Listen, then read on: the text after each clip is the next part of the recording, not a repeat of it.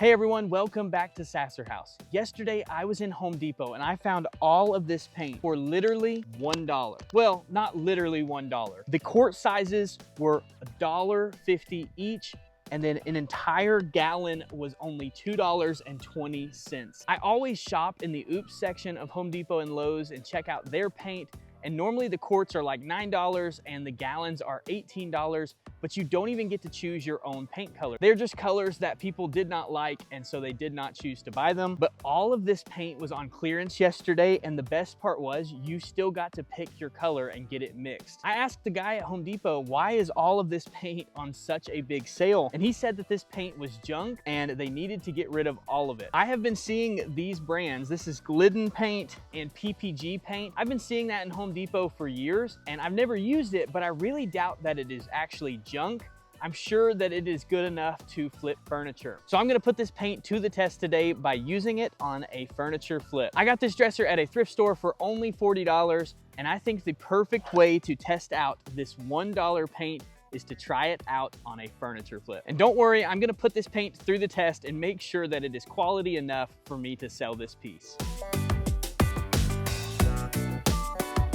The dresser we're flipping today I got for $40 at a local thrift shop, and it is in overall really good shape, but I made an amateur mistake and I didn't check over the piece really well. So both sides have a little trim piece that is missing, and it might even have a little bit of water damage to it. It shouldn't be that hard of a fix, but make sure you're checking over your pieces in the store really well. The first step on flipping any piece of furniture is going to be removing the hardware and the drawers. And just a quick tip here, if you're gonna keep the hardware, which I think I am on this piece, go ahead and put the hardware and the screws into a Kroger bag and don't drop them on the ground and lose them like I did right here. I did end up finding that extra screw, but after getting all of those out, now we're gonna sand down the top using an orbital sander. I like doing this over stripping a piece of furniture. I just think it goes so much faster and it's way less of a mess. Now make sure when you're doing the edges and the detail on a piece that you're not going to ruin that nice edge and the detail, so take your time on that part. I've seen some people use this foam attachment for an orbital sander that is supposed to help you sand down detail parts on a dresser. If you guys have used that and you think that I need it, leave a comment down below and let me know. Also, while I have the sander out, I'm gonna go ahead and smooth down these damaged pieces on both sides of the dresser. That way we can get those ready for wood filler. Now for this next step, I'm gonna take Dixie Belle's gel stain in the color American Honey and stain the top of the dresser. I love doing a stained top with a painted body of dressers. I think that instead of all painted, it just gives it a nice contrast and it keeps the piece looking classy. I do prefer the gel stain over that liquid stain. It is the same exact thing except for just way less of a mess and you don't use as much product. Now I'm gonna take some all-purpose putty with Bondo and go over all of those damaged spots on both sides of the dresser and make sure I get those nice and smooth so you can't tell that there was any damage or any piece missing. I'm gonna take a board and tape it to the back of this dresser and give myself a nice hard surface to pile that putty up against it to make sure that it is nice and smooth. After it dries, I'm gonna sand it down. Sorry, it is barely in this shot, but that's what I'm doing here. I'm sanding down that Bondo nice and smooth. Now that all of our sanding is completely done, it is time to clean the entire piece really good with some warm soapy water. And now we're going to take some blue painter's tape and some construction paper and tape off our stained top. I didn't seal this stained top yet because I'm gonna wait until the entire piece is ready to be sealed and we'll do it all at once. But we don't want any paint on our top, so we tape that off really well. And then the same thing for these hinges on this door for this piece. The proper way would probably be to remove the hinges and take the door off and paint it separately. But I'm being a little bit lazy today, and since I'm going to spray the primer on, I'm gonna just go ahead and tape that off. Now you're probably wondering, what are these other dressers doing? We've not talked about those.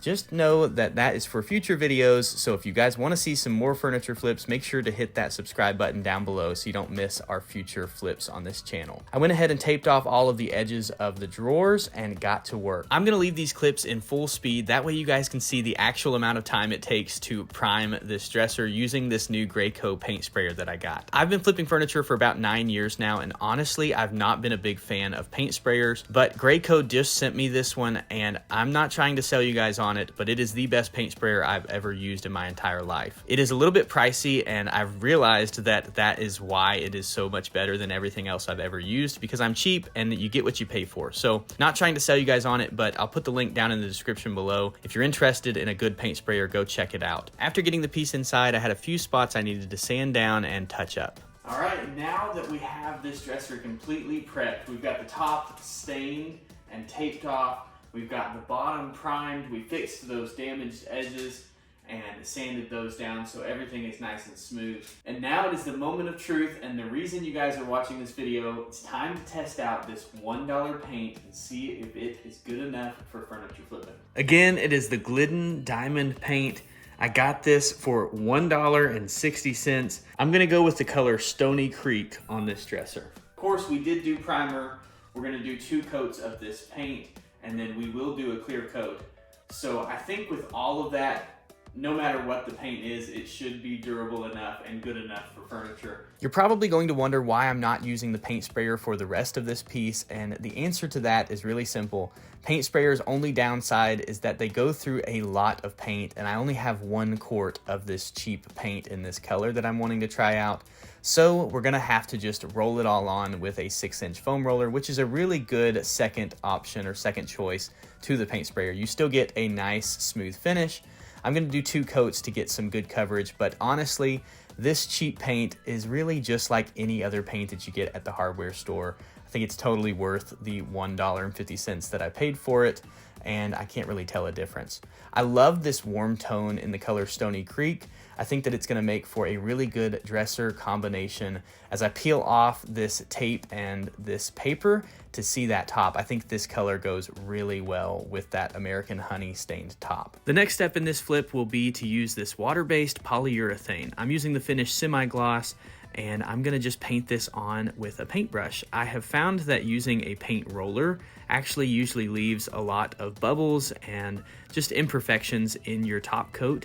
And of course, using a paint sprayer is the best option, but again, it uses a lot of product and it's really cold outside. So I'm just gonna go ahead and brush this on, and a brush works perfectly fine because this product is self-leveling, meaning that you're not gonna get lots of brush lines or brush strokes in it. It's gonna level out and be a nice smooth finish. All right, now before coat number 2, I'm gonna take a sanding block and 400 grit sandpaper and lightly sand in between coats, and that will give us a nice smooth finish. I usually like to do 3 to 4 coats on the top of a dresser, sanding in between coats, and then 2 coats on the body of the dresser. This is just personal preference, but I feel like doing that gives you a nice, smooth, professional finish. And then the last and final step is to add the handles and the hardware back onto the dresser. For this flip, I decided to keep that original hardware. I really like the way that these handles looked.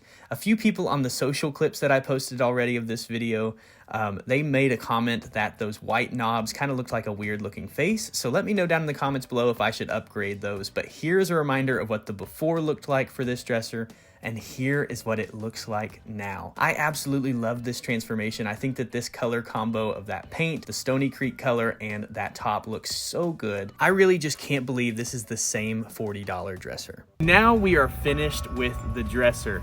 I absolutely love the way that this furniture flip turned out. This was a super fun project to do, and I think we got our answer. This $1.60 furniture paint is absolutely good enough to use for furniture flipping. Well, as long as you use primer and a good top coat as well, and do several coats. I've tested this furniture paint and made sure that it is good to go before I sell it.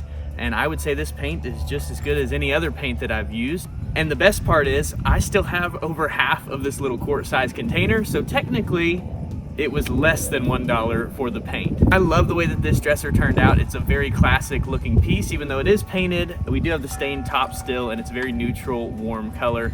And so I think it's gonna look really good in someone's home. It does look so much better than when we bought it in the thrift store for only $40.